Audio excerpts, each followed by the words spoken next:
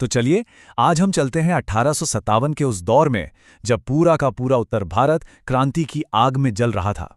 लेकिन आज बात होगी राजस्थान की, क्योंकि यहाँ की कहानी थोड़ी अलग थी, थोड़ी ज्यादा पेचीदा। ये कहानी है एक ही साम्राज्य के अंदर दो हिस्सों में बटी हुई वफादारी की, एक अंदरूनी संघर्ष की। तो सवाल सीधा सा है, जब एक देश ने बगावत की तो उसके राजाओं ने किसका पक्ष चुना, अपनी ही प्रजा का या फिर अंग्रेजों का? और यही सवाल, यही दुविधा इस पूरी कहानी के केंद्र में है। 1857 का विद्रोह एक जबरदस्त संघर्ष था। देखिए, जब उत्तर भारत में क्रांति की ज्वाला भड़क रही थी, तब राजस्थान की रियासतों में मामला कहीं ज्यादा उलझा हुआ था। क्यों? क्योंकि यहां लड़ाई सिर्फ अंग्रेजों के खिलाफ नहीं थी, असली जंग तो घर के अंदर ही चल रही थी, शासक और प्रजा के बीच। तो चलिए पहले हिस्से में ये समझते हैं कि ये चिंगारी आखिर भड़की कैसे। तो देखिए, मई 1857 में उत्तर भारत में विद्रोह भड़कता है और महीना खत्म होते होते इसकी चिंगारी राजस्थान की नसीराबाद और नीमच छावनियों तक पहुंच जाती है। जून से सितंबर तक ये अशांति रियासतों में फैलती है और अक्टूबर आते आते धौलपुर जैसी जगहों पर बड़े विद्रोह हो जाते हैं। मतलब आग बहुत तेजी से फैली, और ये उन रियासतों के दिलों में फैली जिनके राजा तो अंग्रेजों के पक्के दोस्त थे। और बस यहीं से कहानी ने एक बहुत दिलचस्प मोड़ ले लिया। और ये मोड़ था क्या? यही, एक तरफ थे शासक, राजा, महाराजा जो अंग्रेजों के प्रति वफादारी का वादा कर चुके थे, और दूसरी तरफ थी उनकी अपनी जनता, उनकी अपनी सेना, जिनकी एक ही आवाज थी, अंग्रेजों से आजादी। सोचिए, एक ही रियासत लेकिन वफादारी दो अलग अलग खेमों में बटी हुई। अब इस टकराव को और गहराई से समझने के लिए आवा की मिसाल देखते हैं। ये कहानी है एक ललकार की। तो जोधपुर में जो विद्रोही थे, उनका सामना एक बहुत ही ताकतवर गठबंधन से था। एक तरफ थी ब्रिटिश हुकूमत की फौज और दूसरी तरफ खुद जोधपुर के महाराजा की सेना। दोनों का मकसद एक ही था, इस बगावत को किसी भी कीमत पर कुचल देना। और इन दोनों बड़ी ताकतों के खिलाफ एक आदमी खड़ा था, ठाकुर खुशहाल सिंह।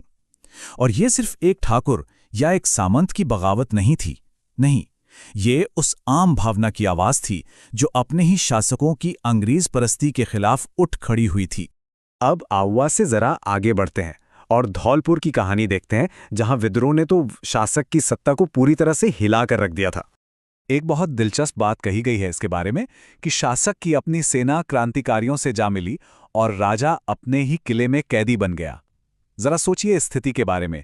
एक राजा की अपनी फौज बागियों के साथ है और वो खुद अपने ही महल में कैद है।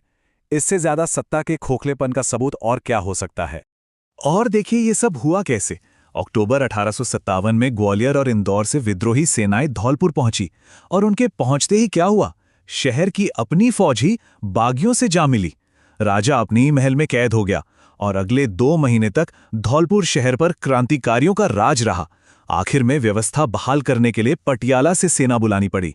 मतलब शासक की अपनी पकड़ बिल्कुल खत्म हो चुकी थी। और देखिए, धौलपुर की यह घटना कोई अकेली नहीं थी। ये तो बस एक उदाहरण था, ये दिखाने के लिए कि पूरे राजस्थान में शासकों और उनकी प्रजा के बीच कितनी गहरी खाई बन चुकी थी।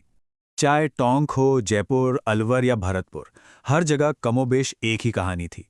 टोंक में नवाब अंग्रेजों के साथ थे तो उनकी ही सेना के लोग विद्रोहियों के साथ। जयपुर में महाराजा राम सिंह अंग्रेजों के समर्थक थे, लेकिन जनता में ब्रिटिश विरोधी भावना जोरों पर थी। मतलब शासक अपनी गद्दी बचाने के लिए अंग्रेजों का दामन थामे हुए थे, लेकिन उनकी जनता, उनकी सेना, यहाँ तक कि उनके अपने मंत्री तक दिल से विद्रोहियों के साथ थे। ये एक ऐसा साम्राज्य था जो अंदर से पूरी तरह बिखर चुका था। अब इस विद्रोह में सिर्फ आम जनता ही नहीं थी, एक और बहुत जरूरी किरदार थे, और वो थे सामंत। ये कौन थे? ये वो जागीरदार या सरदार थे जिनकी महाराजा के अधीन अपनी जमीनें, अपनी छोटी छोटी सेनाएं होती थीं। अंग्रेजों की नीतियों की वजह से इनकी ताकत और इनकी आज़ादी दोनों कम हो रही थी। तो इनमें से कई लोगों के लिए ये विद्रोह अपनी खोई हुई शक्ति वापस पाने का एक सुनहरा मौका था। हालत कितनी ज्यादा नाजुक थी, इसका अंदाजा जयपुर की इस एक घटना से लगाया जा सकता है। वहां के महाराजा को अपनी ही सत्ता पर इतना शक हो गया कि तख्ता पलट के डर से उन्हें अपने ही कुछ बड़े अधिकारियों को गिरफ्तार करवाना पड़ा। मतलब शासकों को अपनी ही परछाई से डर लगने लगा था। तो अब सवाल ये उठता है कि आखिर इन विद्रोहों का हुआ क्या? चलिए अब कहानी के अंतिम पड़ाव पर चलते हैं और देखते हैं कि इस अंदरूनी लड़ाई का नतीजा क्या निकला। हुआ ये कि अंग्रेजी सेना ने पटियाला जैसी वफादार रियासतों की मदद से इन सभी विद्रोहों को एक एक करके बेरहमी से कुचल दिया। विद्रोही नेता या तो पकड़े गए या उन्हें भागना पड़ा। जिन शासकों ने अंग्रेजों का साथ दिया, उनकी वफादारी के लिए उन्हें इनाम दिए गए। उनकी सत्ता को और मजबूत किया गया और जनता और सामंतों की बगावत को ताकत के जोर पर खत्म कर दिया गया। तो आखिर में सवाल यही रह जाता है।